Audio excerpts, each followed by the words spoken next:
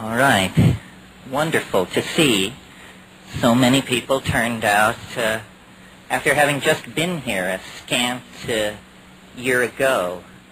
I'm delighted that they invited me back. The deal is no jokes about Camaro raffles, no jokes about Moldavite suppositories.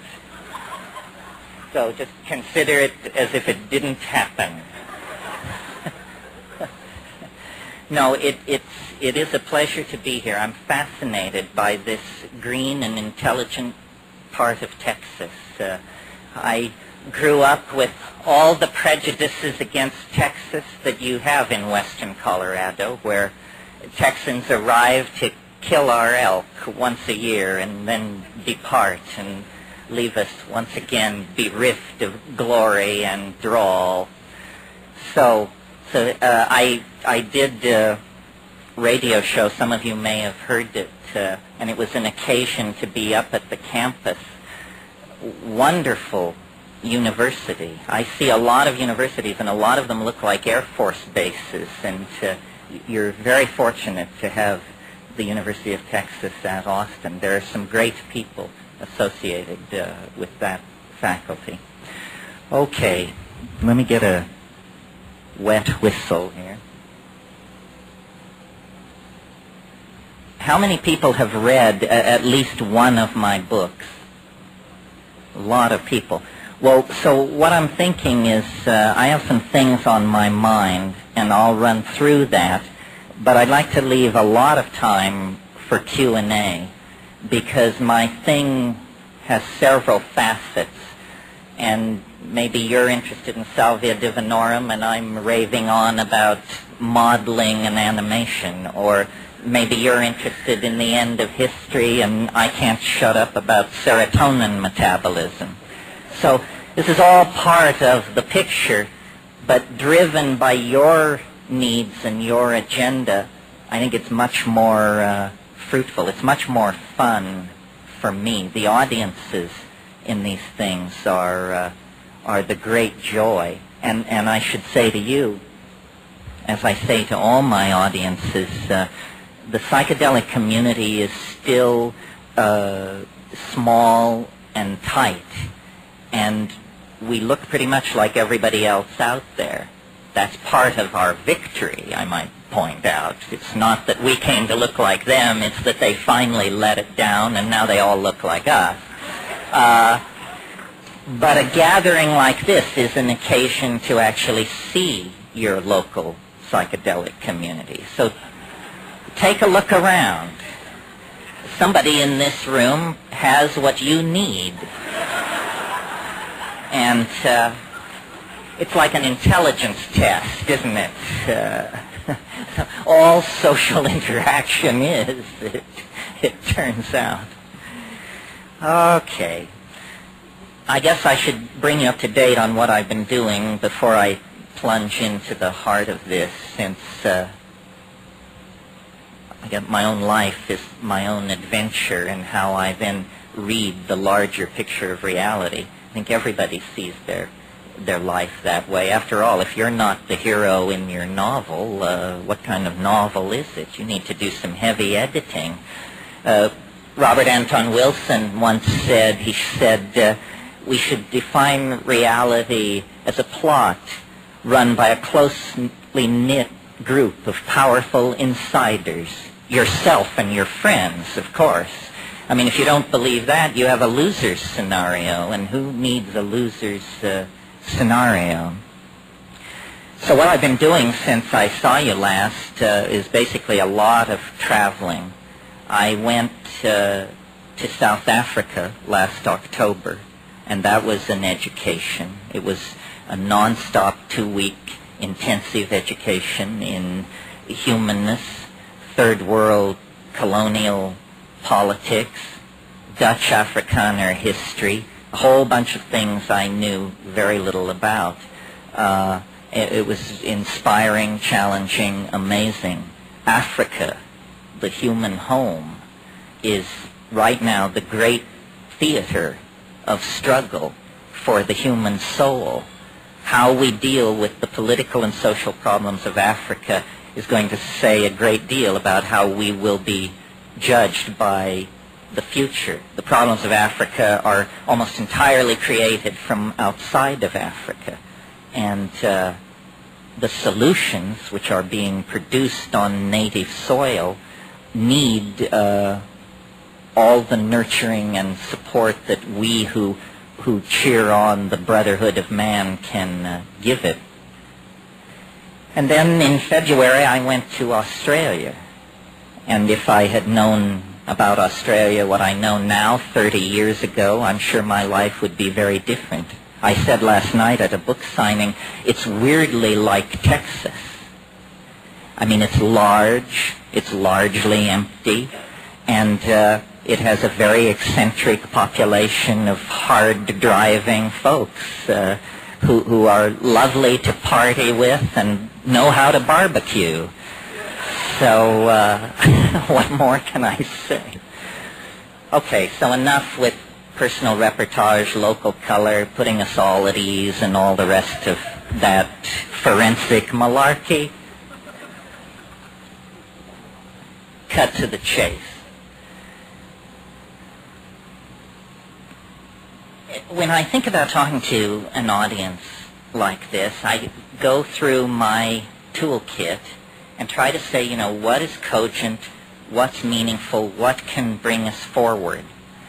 And there seem to be, it's a changing list, but at the moment what seems to be going is the old perennial psychedelic alteration of consciousness for purposes of personal exploration, social reformation, creation of a new art, a new politic. That's one of the major pieces of the puzzle. Another major piece is the new communications technologies. And I mean not only the internet, but the software that allows us, each and every one of us, to be animators, filmmakers, visually expressive people who can produce emotionally moving works of great depth and beauty. This is something that technology has brought to us. And strangely enough, a technology largely produced by psychedelic heads, people like ourselves. I told you last year, I think when we discussed drugs and technology, that the only difference between a computer and a psychedelic was one was too large to swallow. Well, great progress has been made in 12 months. In another 3 or 4 years, we will be able to swallow the computer. Some of us may never be able to swallow it. The third piece of the puzzle, which is sort of mine alone to play with, since no one else wants to be this publicly crazy, is the whole business of novelty theory, the approach of a singularity in time that is sculpting the human and natural world, and that is so large an object in the intuitive sphere of human beings that it almost has religious overtones. And then the question for me and the question for you, I suppose, is how much of this can you take without having to take it all? How much of these ideas can you imbibe without having to go the whole distance? And the answer is, it's a personal matter for each person to feel into their circumstance, which means their history, both psychedelic and non-psychedelic, and then to feel into the projection of their future. Do you think you are repeating the lifestyles and algorithms of your parents and grandparents ad infinitum back to Adam? Or do you feel like you've stepped to the front of the train of human evolution, that you are making yourself new every day? If we reach too far back into the stabilizing metaphors of the past, we get rigidity, habit, limitation. If we step too quickly into the unlimited freedom of the future, we lose our grounding. Socialism did this over the past 100 years, and because it abandoned any contact with a realistic human psychology, the best intended people ended up creating nightmare societies. If your theory is not true to the nature of humanness, you will end up beating human beings like metal on the anvil of your ideology. And this creates great human suffering and historical catastrophe. And I maintain that our own society suffers from a failure to adequately model and reflect the true nature of human beings. We have ideas, we have ideals that get in the way of realism and immediate experience. And when I was thinking about all of this and how to put it into a metaphor that would be appealing and amusing and lead people to look deeper into these things, I began to play with the idea, it's a religious idea. You all have heard, although probably more often in English than in Latin, the thought, in principio et verbum et verbo caro factum est, which means in the beginning was the Word, and the Word was made flesh. This is the great overarching myth of Western religion. It equally informs Islam, Christianity, Judaism. These three great flavors of monotheism all accept this primary statement. In the beginning was the Word, and the Word was made flesh. What does it mean, for a moment, taken away from the tired exegesis of the cults that have hammered at it for so long? What does it mean in and of itself? It means that language is somehow the privileged medium of exchange between human beings and the divine. That the descent of the Word into flesh makes the flesh more than flesh, makes the Word more than the Word. The union of flesh and Word launches the cosmic drama of fall and redemption that is the myth of Western society. And for centuries and centuries, we've concentrated on one end of this story of the fall and the redemption. We have concentrated on the fall. But meanwhile, through all the grimy betrayals and bloody backsliding of human history, the Word has quietly advanced its agenda. And I've been thinking a lot about this recently because in the new book I'm writing a lot about spoken language, speech. And I've come to a conclusion that, typical of me, is far from orthodoxy and far from much cover provided by anybody else's ideas on this matter. I've come to the conclusion that language is very old. Thinking is very old. Communicating is very old, by glance, by gesture, by dance, by meme, by intuition. But speech is very recent. It's a technological innovation as fresh as the Pentium chip or the spinning wheel. It's something someone invented somewhere. It's the most successful technological leap forward ever made. It's the discovery of symbolic signification, that a noise, meaning nothing, can by convention be given a meaning, and that meaning will then attend that utterance wherever it occurs in the presence of those who have joined in the agreement that attaches the symbol to the meaningless utterance. It's a coding breakthrough Somebody hacked this about 35,000 years ago, and immediately, as forms of media have a way of doing, it swamped the previous methods of communication because, A, it worked in the dark.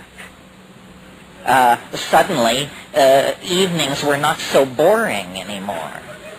It worked in the dark. It also, the touchy-feely forms of communication were generally one-on-one and related probably to having sex or aggressive physical encounters. But suddenly, one voice could reach many, and many could respond. And virtual reality was born at that moment, not here in the late 20th century, but at that moment, because acoustical environments laden with symbolic meaning became the name of the game. Stories is what we call these things. And they are the proper use of the advanced form of media known as human speech. It's using human speech to create three-dimensional scenarios that unfold, and everyone is carried along with the drama and the wonder of it. From that beginning, and in a series of successively accelerating leaps, the word has made its way into the world. It's interesting that straight linguists and paleolinguists believe human language is no more than 35,000 years old. Imagine that. We possess Homo sapiens sapiens skeletons 110,000 years old. People like the person who rode with you on the bus yesterday. People that modern.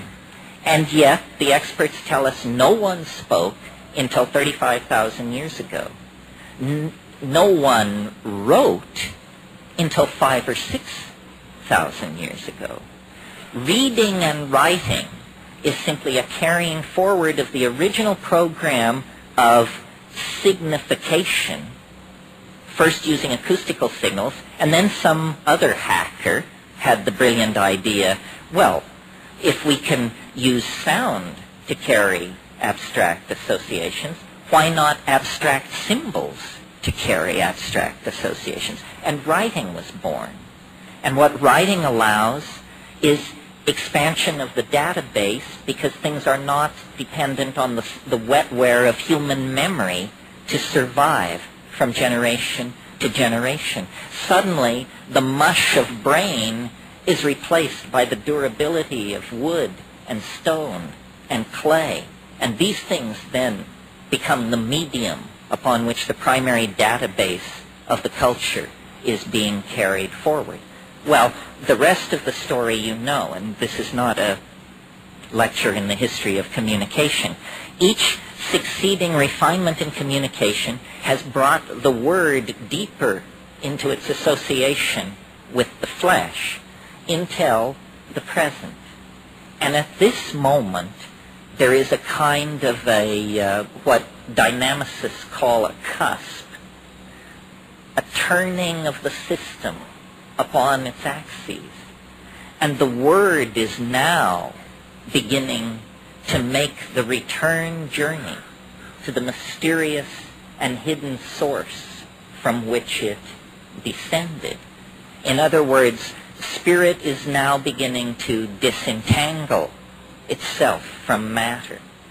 The 20th century will be remembered as the great clash point, or the great arena of conflict between the triumphal positivist and rational systems that European thought has developed over the past 300 years and the new irrational systems of thought which anthropology cheerfully imported into white high culture in the guise of reportage about the primitive. But this reportage about the primitive turns out to be a kind of Ouroboros conundrum, the snake taking its tail in its mouth.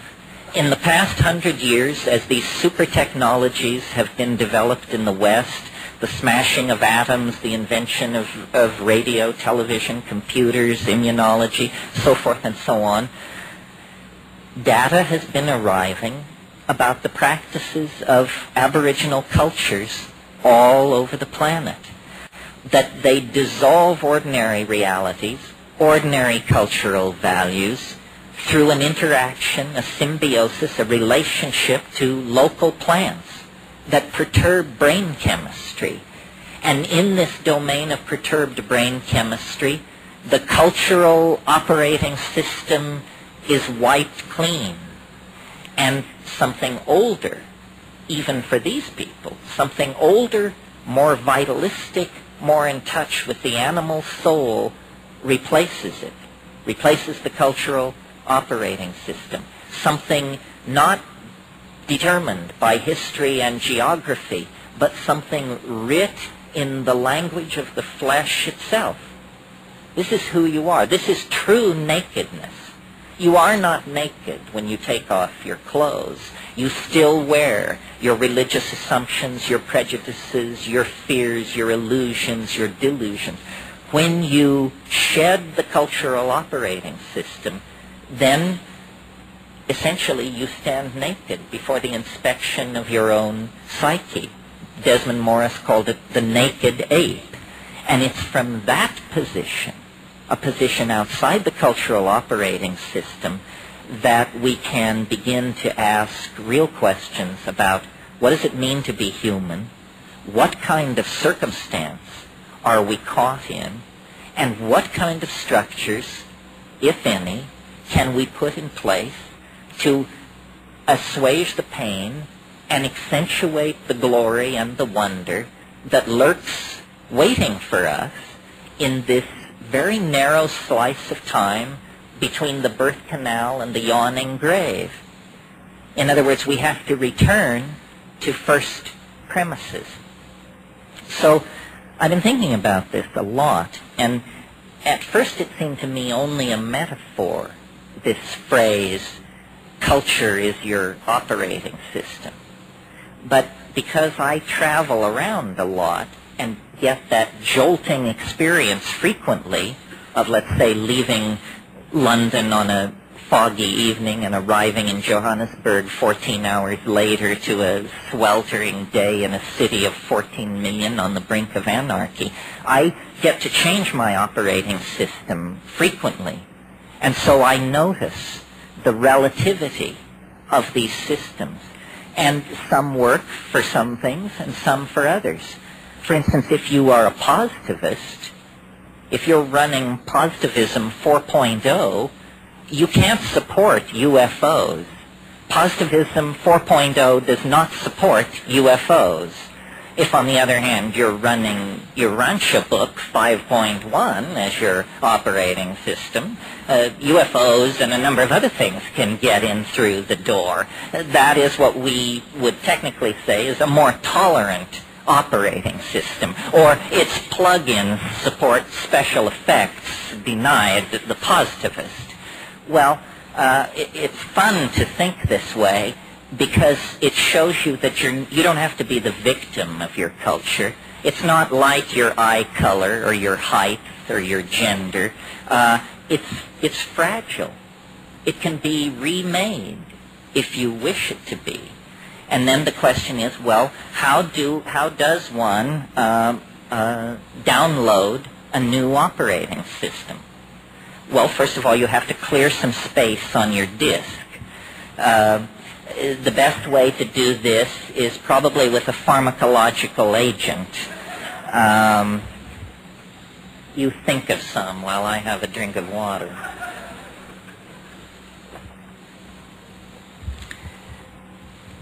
Psilocybin is an excellent disk cleaner. You can put a lot of things in the trash and have them just disappear with a psilocybin upgrade.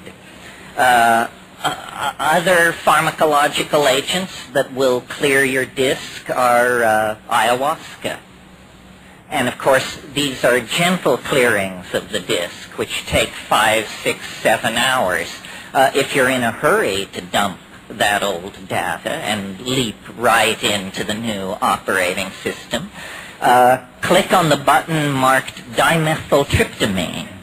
A compressed disk erasure will immediately be downloaded, unstuffed, bin-hexed, implemented, installed, run, and you will find yourself with an entirely different head.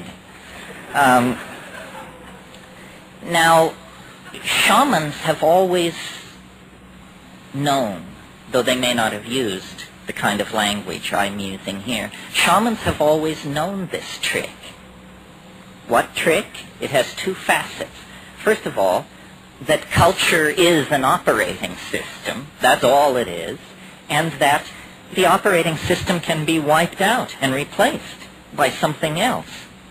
So in essentially, what's going on among shamans and those who resort to them for curing and counseling and so forth is somebody's running a slightly more advanced operating system than the customer.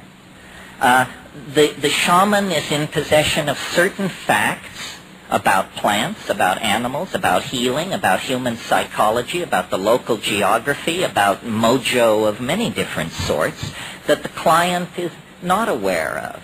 The client is running culture light. The shaman paid for the registered and licensed version of the software and is running a much heavier version of the software than the client. I think we should all aspire to make this upgrade. It's very important that you have all the bells and whistles on your operating system. Otherwise, somebody is going to be able to get a leg up on you. Well, what's wrong with the operating system that we have? Consumer capitalism 5.0 or whatever it is. Well, it's dumb.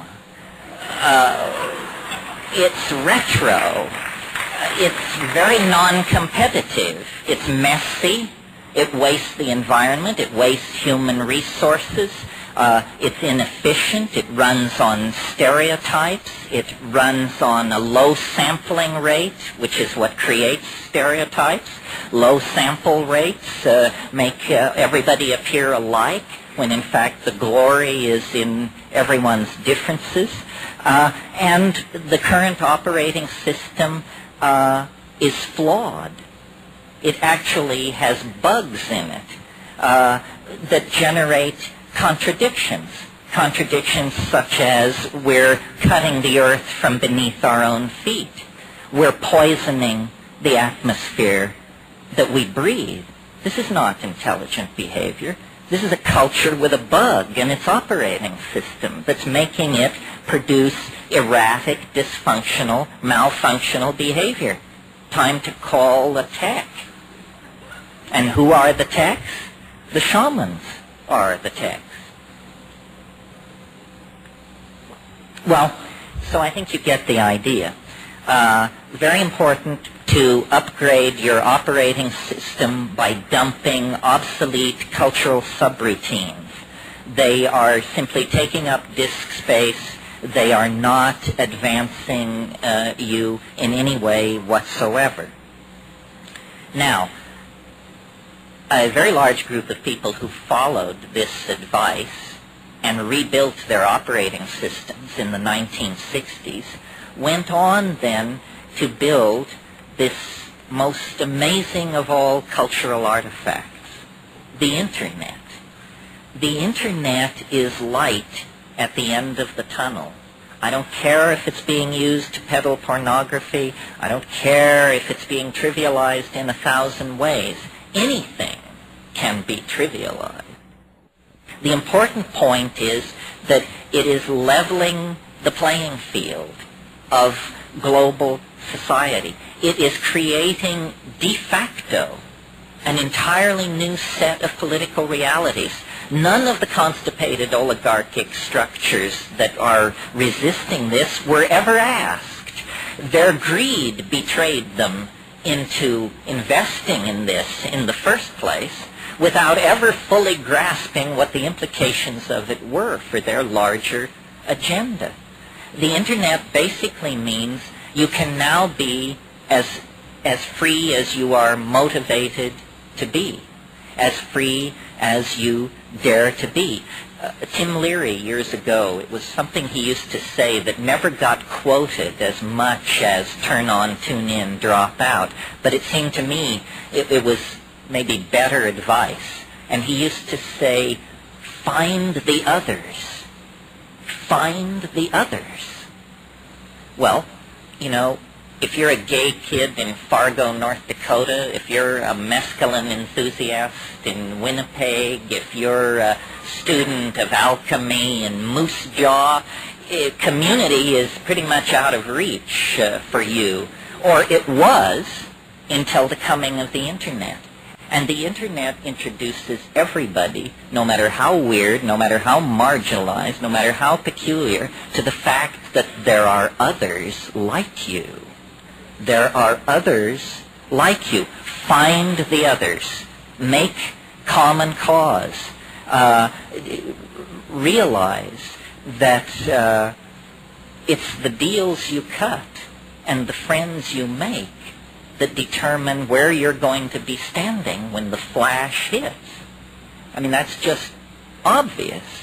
And you see, the cultural game is a game of uniformitarianism. Cultural myths are that we are all alike. We Americans, each created equal. I mean, if you can believe that at an operational level, then I have some bridges I would like to sell you. It's a necessary truth to do political business, but it is not the truth. The truth is that you are not created equal with yourself from day to day. Leave alone any comparison with anybody else. You are not the person you were yesterday, nor the person you will be next week. What is an observation like that? What shadow does it cast in a world of all people are created equal? These are clashes of operating systems. There's an axiom in one, all created equal, and an axiom in the other, each divergent. These things can't be parsed. They can't be brought together. So culture plays a game of simplification. If you can make people think alike, they will buy alike, they will worship alike, and if, politics demands it, they will kill alike. So the uniformitarian agenda of culture is not an agenda friendly to you or to me or to any other individual. And if you start out from that point of view, you will soon realize that culture is not your friend. Now, this is not exactly PC to say, what with everybody running around recovering their Latvian roots and their Irishness and their this, their whatever. Culture is not your friend. If you define yourself as a member of a group, of any group, know that that is a gross simplification, and that everything about you that is interesting and unique is betrayed by defining yourself in that way. Most racism is practiced by people of the race that they are making racial judgments about. White people have far more racial opinions about white people than any other racial group, because that's where they spend their time. These gross simplifications betray humanity, betray uniqueness, make sane politics impossible. What we have to do is get back to the reality of the flesh, the reality of the individual identity. This is how we come packaged. A race, that's an abstraction. These days you have to have 3 years of genetics under your belt to give a satisfactory definition of the word if we're really going to go to the math on it. I mean, it's an abstraction of modern science. It's a notion so far removed from anything you and I come in contact with that we should just junk it. What we need to celebrate is the individual. Have you not noticed, I certainly have, that every historical change you can think of, in fact, any change you can think of, forget about human beings, any change in any system that you can think of is always ultimately traceable to one unit in the system undergoing a phase state change of some sort. There are no group decisions. Those things come later. The genius of creativity and of initiation of activity always lies with the individual.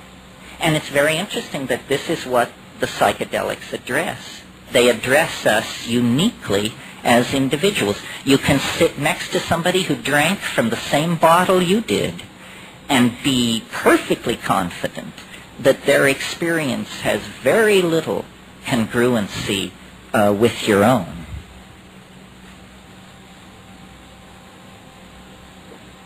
Well, so then if we let the scales of cultural values fall from our eyes and try not to look at the world through the eyes of science or democracy or capitalism or Christianity, what is there beyond ideology? What are the facts of the matter?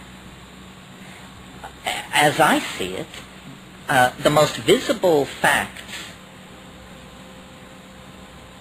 on the surface of things, on the surface of being, I see the law of increasing complexity.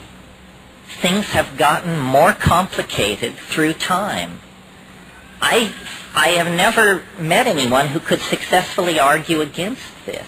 That doesn't mean it's true, but it means that it may be, as Wittgenstein used to say, true enough. True enough that as you approach the present moment in the only area of the universe which we have accurate data about, which is this planet, things become more complicated.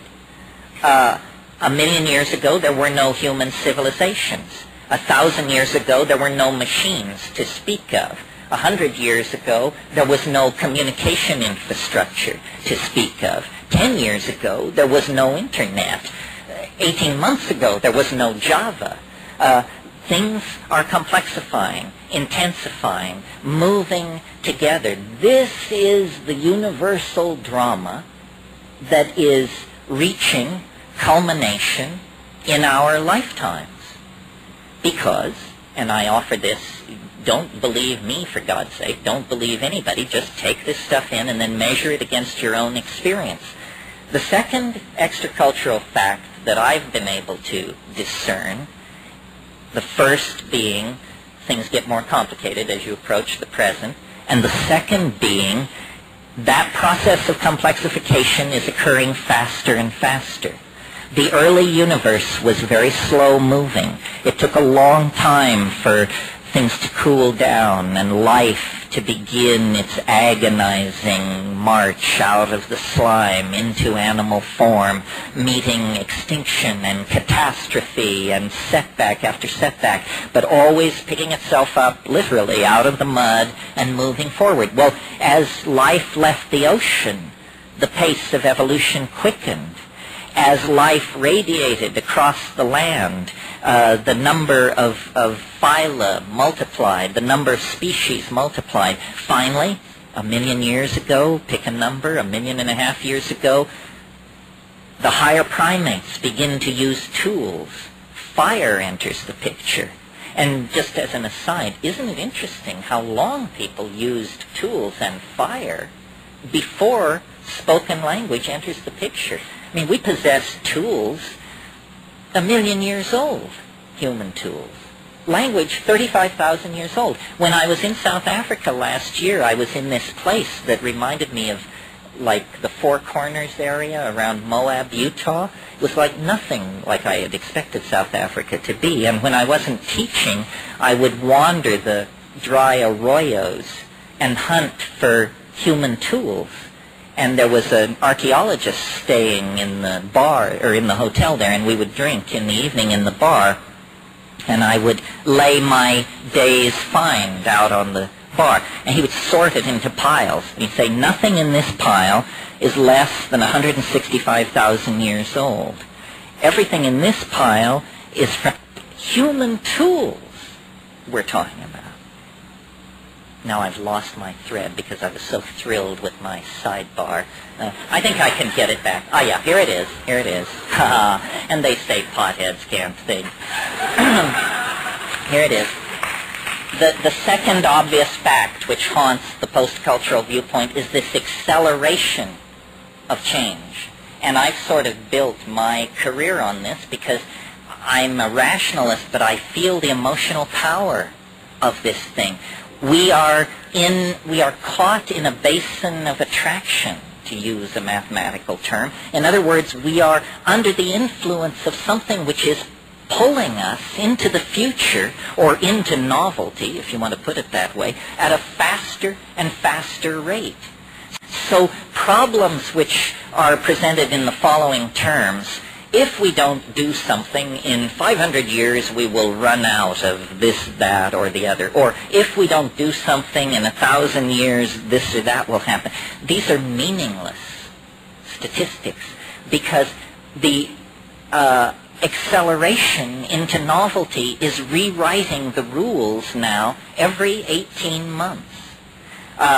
We are descending now into a well of novelty such that more change is now occurring in a single human lifetime than occurred in the previous 10,000 years of human history.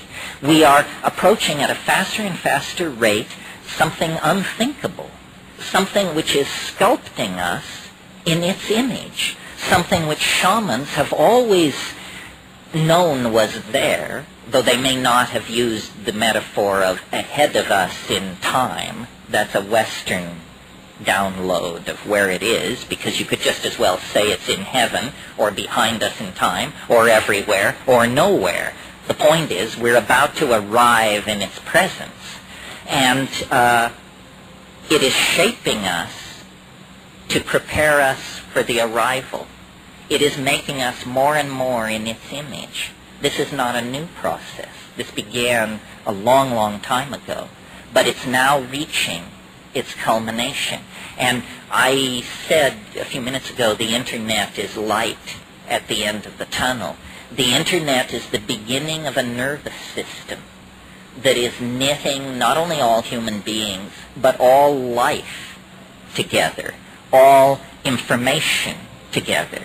Because, you know, there already is an Internet. It's called the Integrated Ecosystem of Planet 3. It runs on pheromones, it runs on weather systems, ocean tides, telluric currents moving in the earth, thousands of methods. Leave it that way because our cultural tradition is one of reductionism. Tear things apart, break them into their subordinate units, break those into still smaller units. Well, when you have a theory of reality like that, what you end up with is all the pieces spread out and no car and nowhere to go. But nature has always operated as an integrated system of communication. And the Internet is, in a sense, nothing more than a human aping of a natural system already in place. If we could do it through pheromones, light, mycelium, and electromagnetic pulses through the earth, we wouldn't be stringing copper and cable and fiber optic.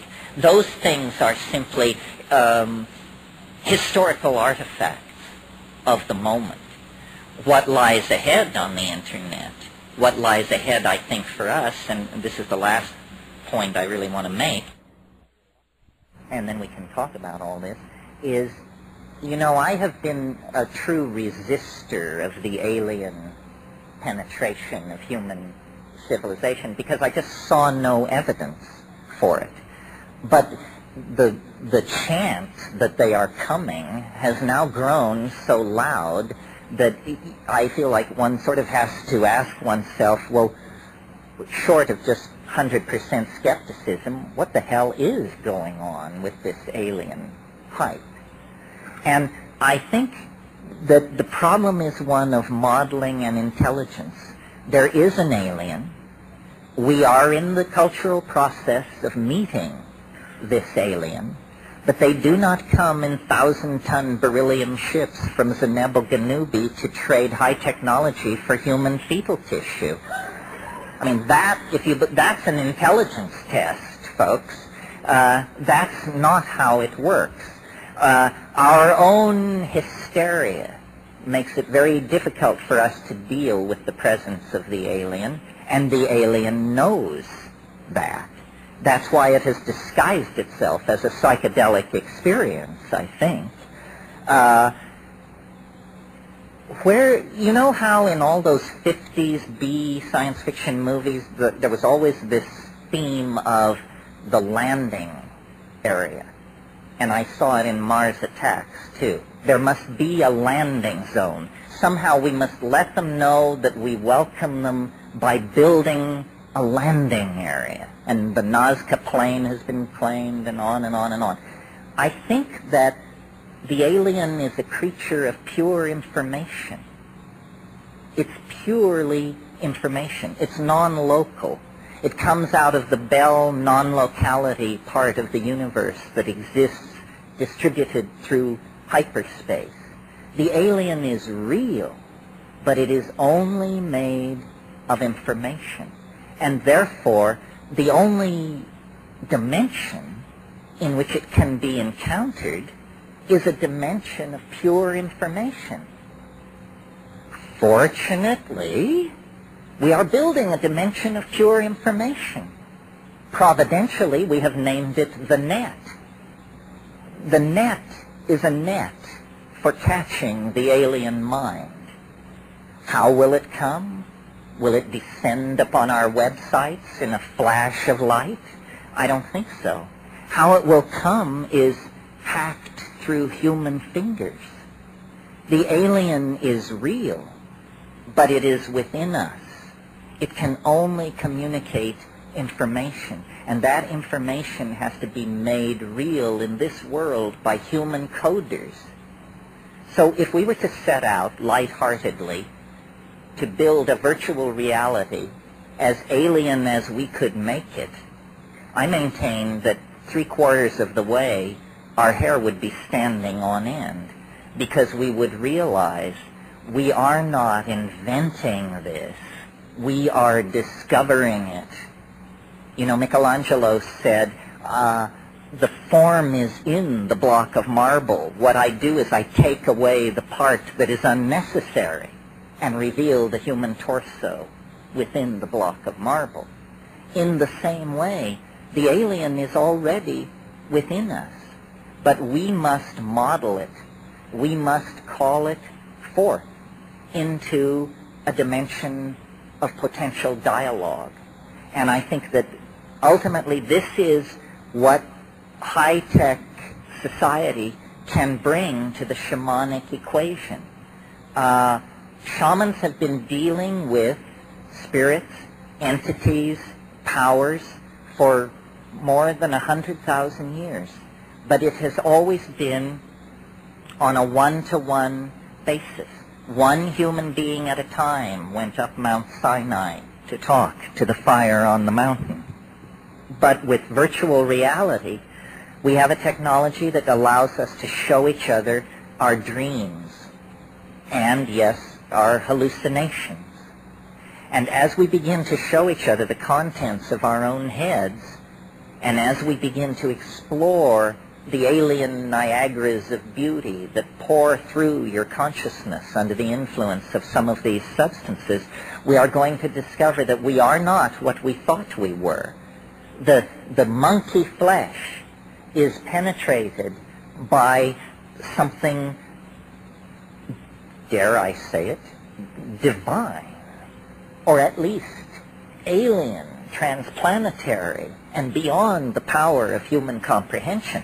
I don't know if we're talking about God Almighty here. I don't know if we're talking about the God who hung the stars like lamps in heaven, as Milton says. That seems a tall order. Maybe what we're talking about is the God of biology. Something has happened to this planet. It has become infected with an informational, call it virus, call it force, call it being, that is using matter, and yes, using our flesh and our thoughts to bootstrap itself to higher and higher levels. And now the prosthesis of machinery and the possibility of an artificial intelligence raises the real option of producing, of actually midwifing the birth of an entirely new, not species, but order of biological and intelligence in existence. The human-machine symbiote is upon us. I mean, it's been with us for a while, since the first wheel was carved, since the first stick was sharpened. But that was all very simple stuff. Now it's clear that we are in partnership with an other mind, which comes to us through our machineries and through the biosphere. Wherever we press beyond the thin curtain of rationalist culture, we discover the incredibly rich, erotic, scary, promising presence of this intelligent other, which beckons us out of history and says, you know, the galaxy lies waiting. A galaxy of galaxies lie waiting.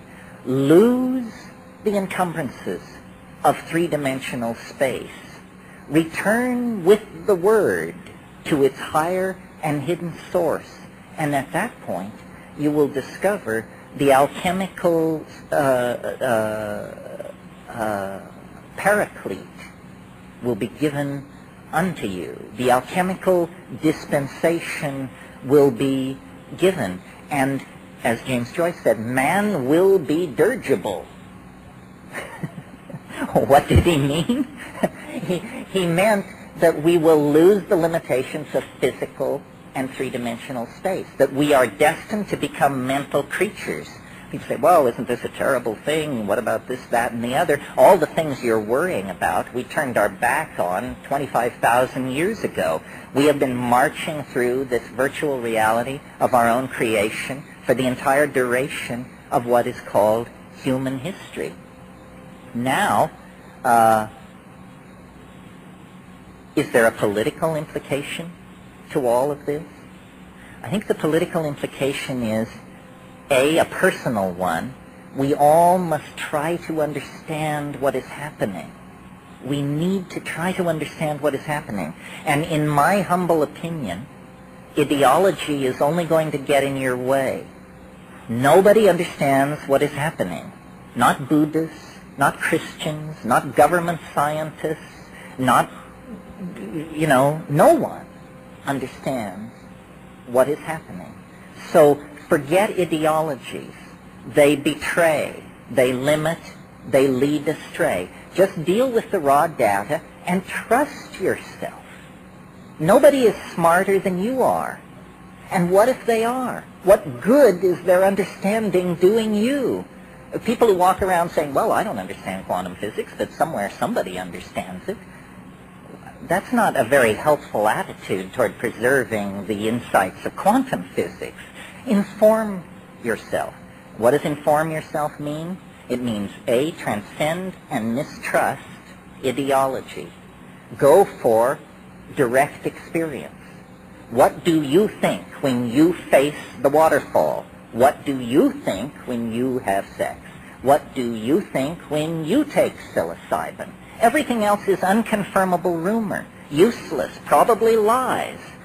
So liberate yourself from the illusion of culture. Take responsibility for what you think and what you do. And then the other political implication toward community is a lot of people are going to be very anxious because change raises anxiety in people. And people who have limited opportunities to educate themselves because of culturally inflicted abuse are scared because they can sense that everything familiar is giving way, but they don't want to embrace the unimaginable. These people need to be reassured. They need to be reassured by example and by hearing optimistic and reasonable rhetoric about the future. Selling the future as an 8-alarm fire, which is how the media does it, only makes a sane future impossible. So we need a responsible approach to thinking about the future. And it means taking personal responsibility for your drug taking, for the ideas, the memes that you push into society, and for the images that we share among ourselves. You know, one of the great truisms of the New Age is that images can heal. But I've never heard anybody discuss the obvious contra-implication, which is images can make you sick. And you are constantly bombarded with images which disempower, divide, confuse, and make crazy, basically. So I think the reason psychedelics are such political dynamite in any culture is because they dissolve cultural assumptions. The scales fall from people's eyes, and they say, does this make sense? Does my job make sense? Does my relationship make sense? To my significant other? To my government? To my children? To my environment? Do these relationships make sense? And of course, if the answer for most people in high-tech society is no. We've been compromised, we've been deluded, we've been sold a massive pottage. The way out, then, is personal responsibility, new operating systems downloaded from outside of culture, which means from the deeper wisdom of the psychedelic plants, and then a commitment to community and a motto of to the future without fear. Without fear. Thank you very much.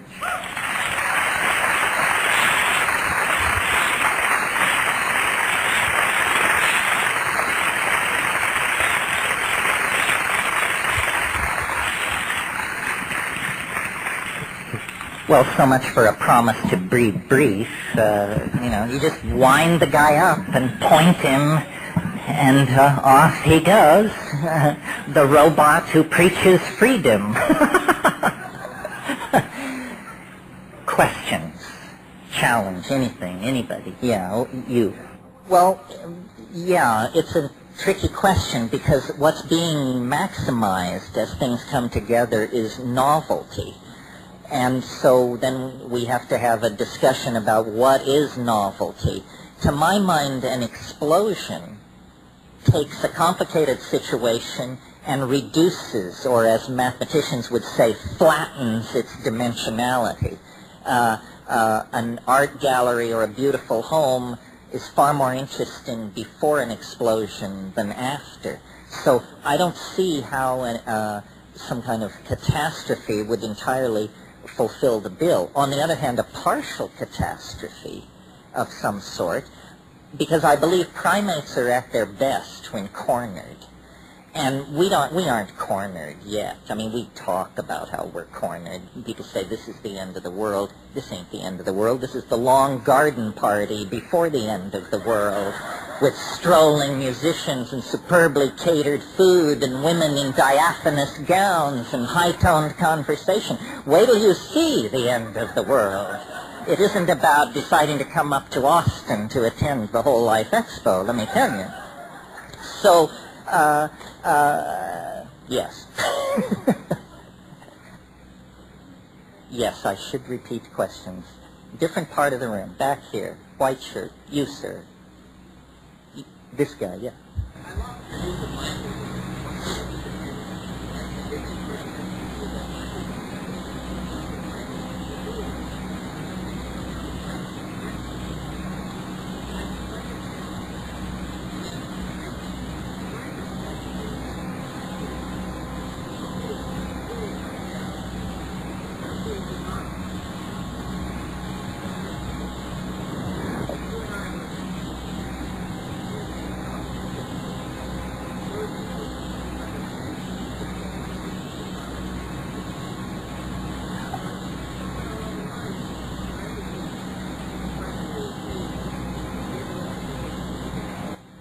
Yes, you eloquently represent the position that language was invented in order to lie, right?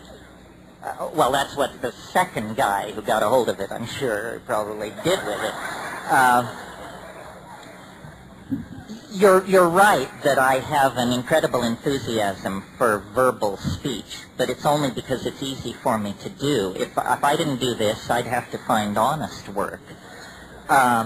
However, I am aware, I'm very aware of the limitations of language, and one of the things I've talked about a lot is what I call visible language.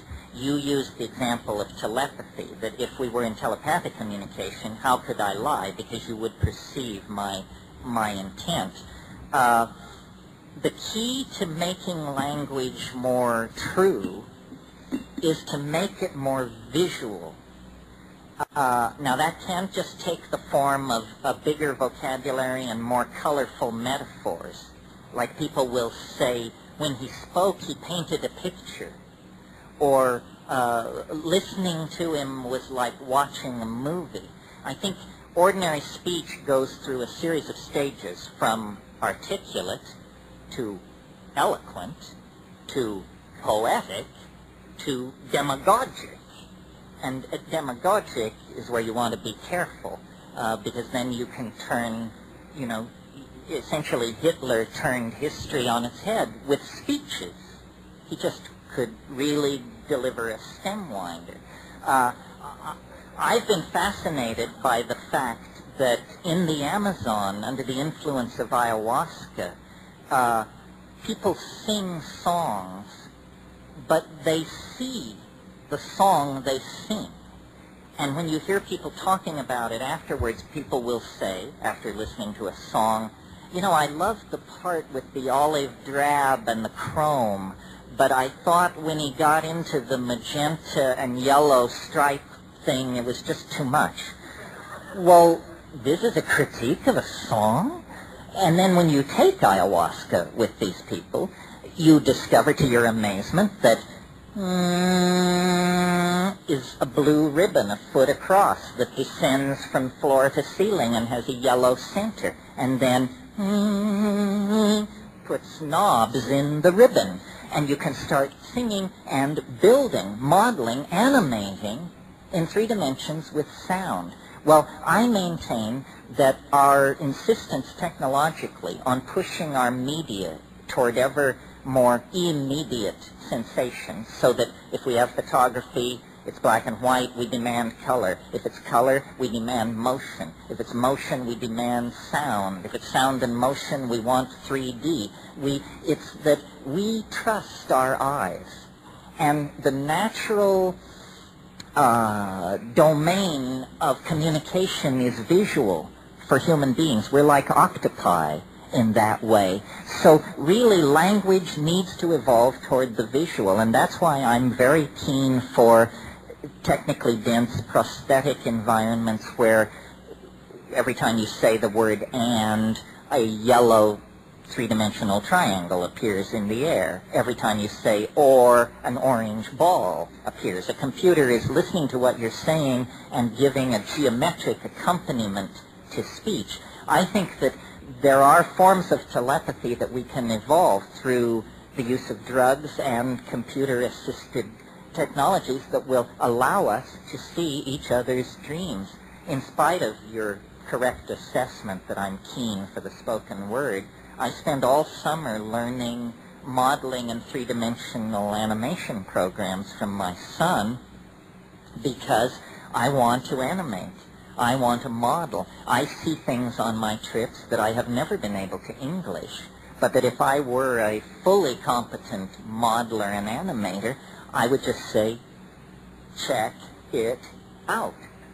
And I'm going to do that, and I urge you to do that. I mean, it's a funny thing to be told you want to spiritually advance, study 3D animation. But these are the frontiers of communication. We have an obligation to make our language more immediate. It is the most godlike thing we do. If you're looking for the thumbprint of Almighty God on the biological organization of this planet, it is human language. It is a miracle. I don't give a hoot what the dolphins and the honeybees are out there in the woods doing. It ain't like Milton. It ain't even like Bob Dylan. It ain't even as good as this, I'm willing to say. No, human communication is what we are, and it will lead us to be a symbiotic species if we put the pedal to the metal. For people like yourselves, who I assume to be, no matter how you finagled your way in here this afternoon, part of the upper 3% of the ruling elite on this planet, there is a real obligation to use privilege to communicate and to make art. I think this is what, if the good life has any purpose other than to drink beer and watch TV, it's to produce art. This is how you make a payback into the community, and art is ambiguous. Your art may say things to people other than yourself that it would never say to you, but that's how we make the community richer. That's how we enlarge the dimensions of the human soul, by making art. Yeah.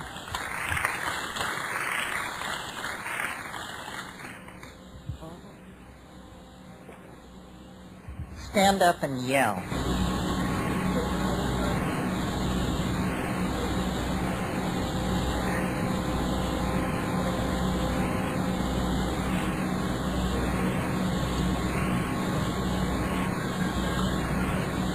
Louder. You said, do you take psilocybin and see self-transforming machine elves? No.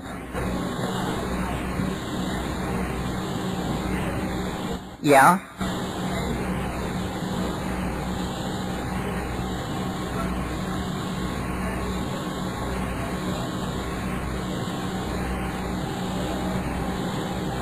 The question is, when you encounter the self-transforming machine elves in hyperspace, do you think that's a reflection of ourselves, or do you think it's an alien, or, I mean, I'm paraphrasing, but it's something like that?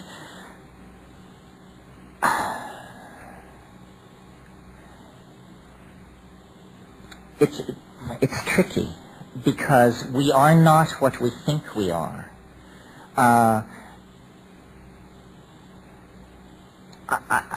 Maybe I didn't spend enough time on this alien thing. I referred to non-local domains of information. This has to do with this idea in quantum physics that there is something called Bell non-locality, that all particles that were ever associated remain associated in some mysterious way, no matter how far apart in time and space they have drifted. Well, according to the Big Bang, all particles were once closely associated. At the moment of the Big Bang, everything was in a space less than the diameter of the proton, or some piddling distance like that.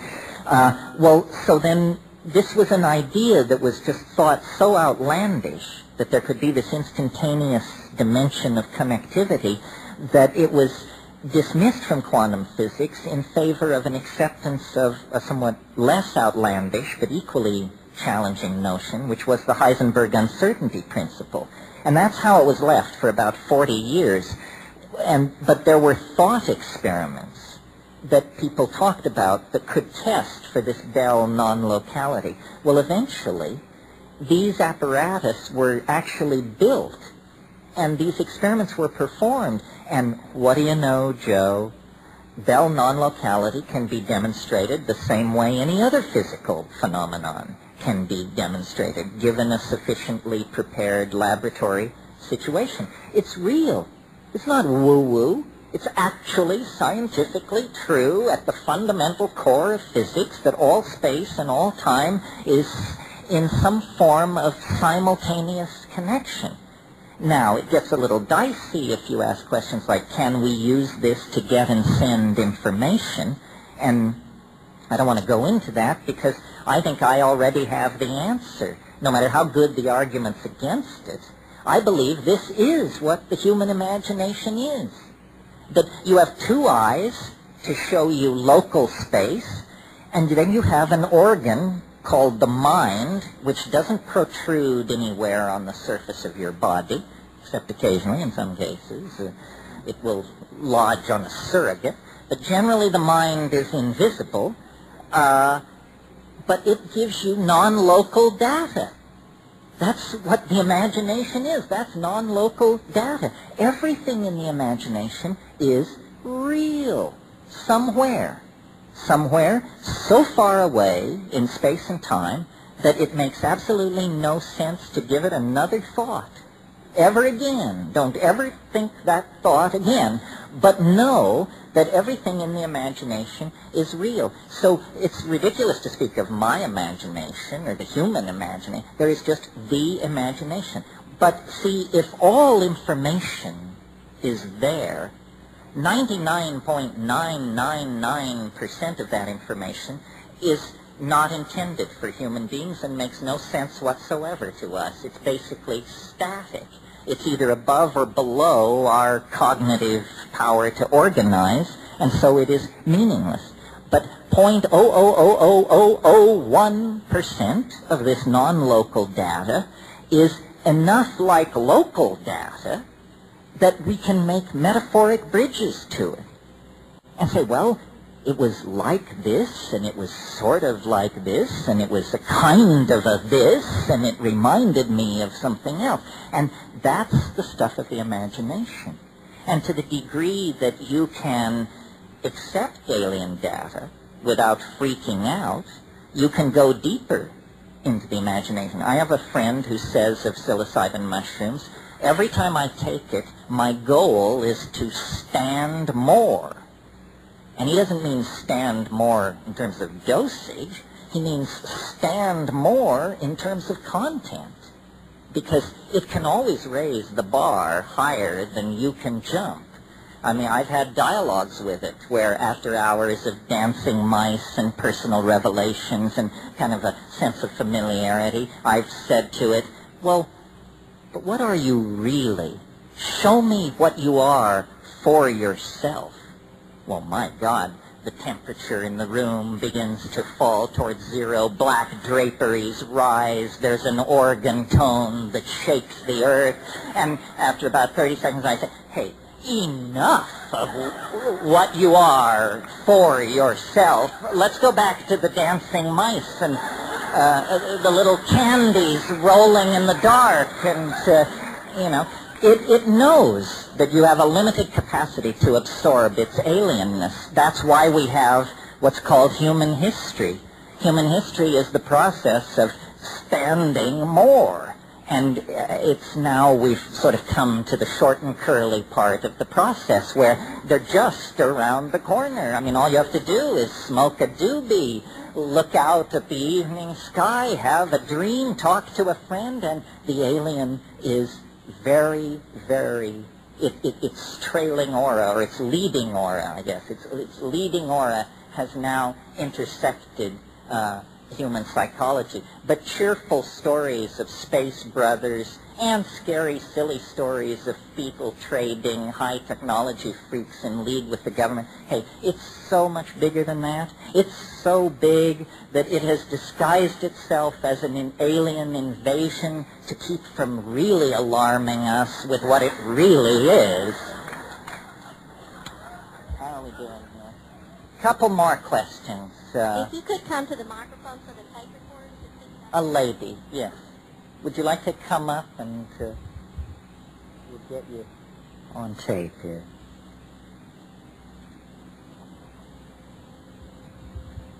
I was just wondering what you thought about the possibility of, as we become more aware of what we're doing to the environment and the responsibility of those industrialized nations that are consuming more than their share, that if we could get on an equal playing field, then those underdeveloped countries that have a great deal of the resources that they're using up to basically pay their national debts, if they could receive technology so that they can be on an equal playing field on the internet, etc., in exchange for our consumption, that it might be an interesting evolution in terms of... Well, I think it's happening. In other words, some people have objected that the internet and computers are an elitist technology in the hands of a bunch of white folks. To some degree that's true, but on the other hand, if the automobile had followed the same curve of cost-benefit that the computer has followed in its development, then the average automobile today would cost $1.50, and it would go 100,000 miles on 10 cents worth of gas. That's the kind of bang for your buck you're getting from the modern PC compared to where it was 35 years ago. No technology in history has had its costs fall so quickly, and there is no reason to think that those costs will level off. If a good PC today is $1,400, there's no reason why in 5 years it shouldn't be $140, and there's no reason why in 10 years it shouldn't be $14 and be worn on your thumbnail.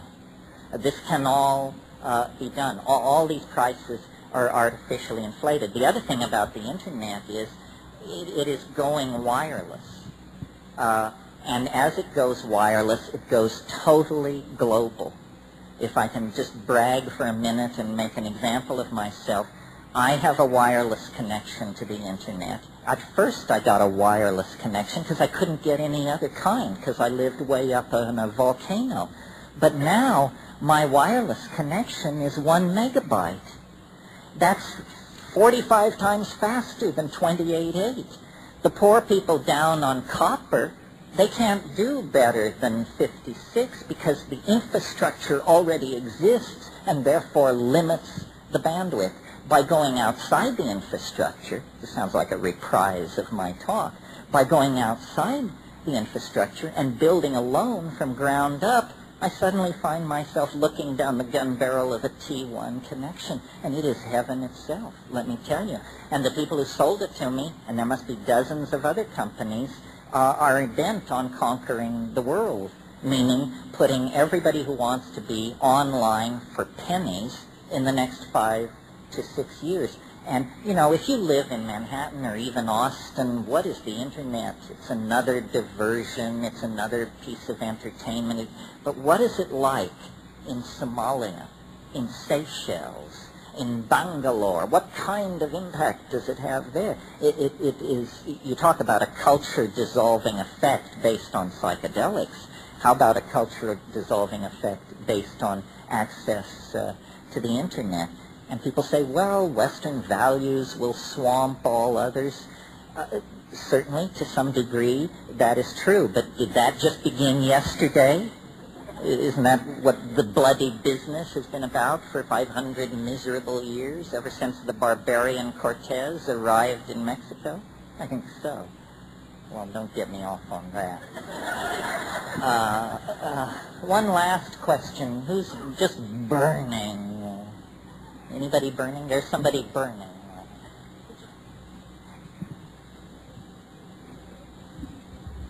So, where do you think we're going to be on December 22nd, 2012?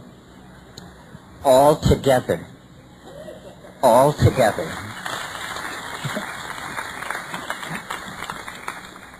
It's a nice answer. Here's another one. Why have only one answer? It's too early to tell. In other words, asking that question in 1997 is like asking a man looking east at 1 a.m. what he thinks the sunrise will be like. It's just too early. the sun lies over the event horizon of the planet. In other words, we can't see around the corner yet. In terms of our analogous cultural development, right now we've reached approximately the year 1000 AD. And between now and 2012, at an incredibly accelerated rate, we have to do a number of things. Discover the new world, invent the calculus, have the Renaissance, then have the Reformation, then have the Industrial Reformation, then have the 20th century. All that has to be squeezed into the next 14 years. The real outlines of what is tearing toward us will probably be the province of squirrels and visionaries like myself until around 2004 and 5. And by that time, it will be clear to everyone what is on the end of every fork, as William Burroughs once said. In other words, it will be clear that history has been canceled. It will be clear that there is no human future except through hyperspatial breakthrough. We will all be walking around on an internet that is 90% VRML based and hence three-dimensional and interactive. And nanotechnology will be beginning to deliver its goods to society. New forms of propulsion system are going to move the outer planets to within a few weeks' travel, so forth and so on. So we cannot at this moment know the true nature of the eschaton, because at this moment, if we knew the true nature of the eschaton, it would shatter our cultural assumptions and our individual understanding completely. We have a lot of heavy lifting to do. There's a lot of self-education, hard tripping, and heroic dosing that needs to be done before we can meet the eschaton on a level playing field. Be there or be square. Thank you.